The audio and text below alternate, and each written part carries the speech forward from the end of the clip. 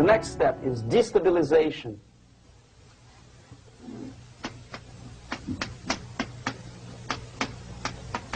Again, this word says for itself what it is. To destabilize all the relations, all the accepted institutions and organizations in a country of your enemy.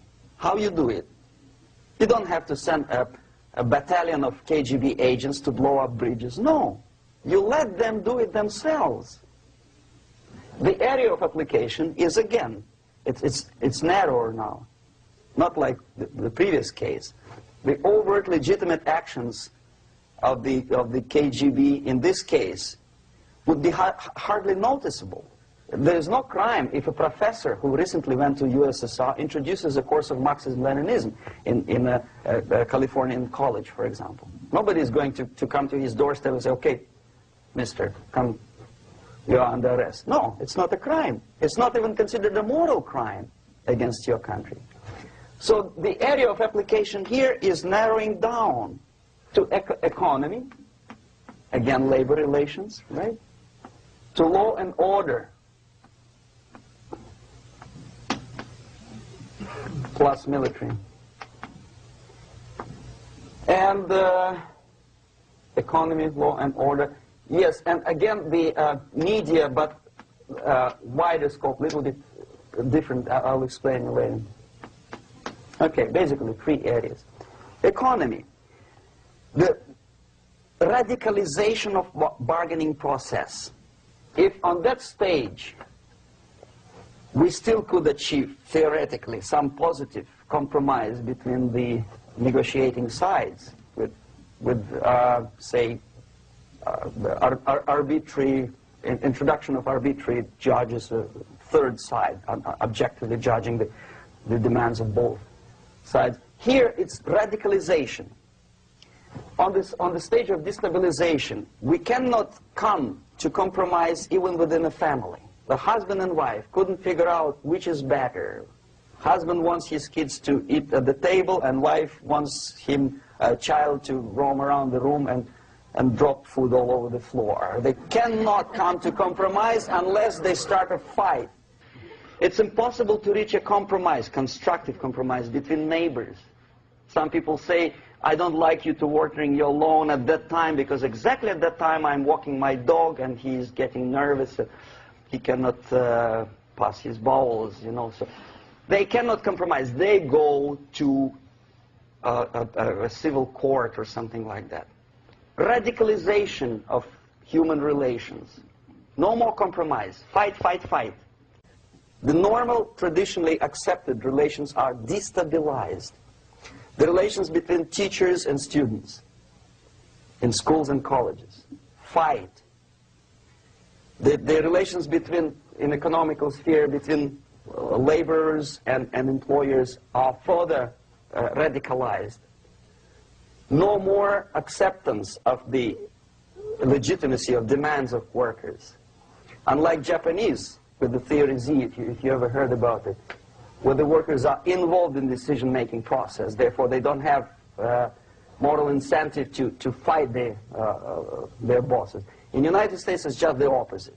The harder is the fight, the better. The more heroic they look.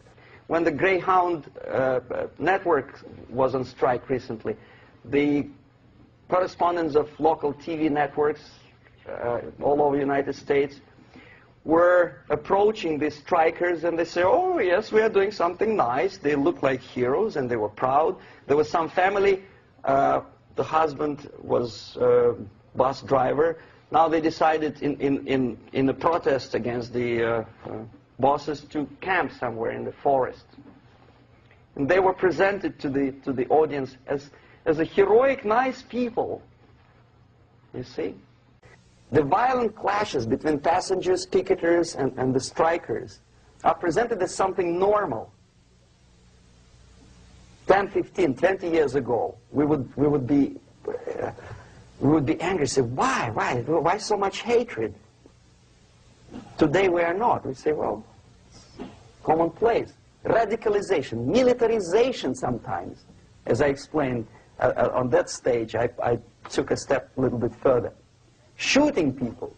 Okay, law and order now also is pushed into the area where previously people settled their differences peacefully and legitimately.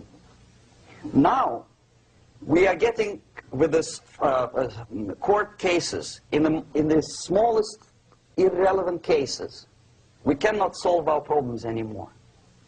The society at large becomes more and more antagonistic between individuals, between groups of individuals, and the society at large. The media puts himself in the opposition to the society in general, at large. Separate, alienated. Okay? On that stage, you remember I was talking a couple of hours ago about the sleepers. That's when the students from, say, United States, if they are trained in Lumumba University, or developing nations, that's the students I was dealing with, are being sent back from the Soviet Union here. Or if they were already in the United States, in the country which is the object of subversion, they spring to action. The sleepers go up. They slept for 15 to 20 years.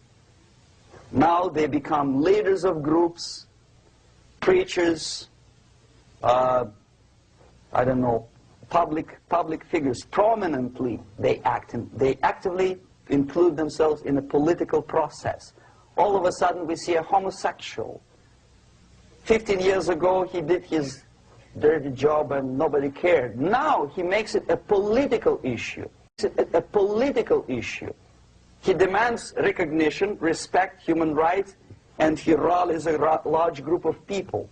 And there are violent clashes between him and police, his group and ordinary people, no matter what. It's black against white, yellows against green, doesn't matter where the division line goes.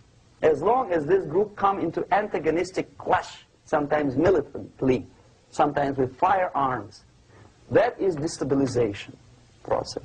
The sleepers, many of whom are simply KGB agents, become leaders of the process of destabilization.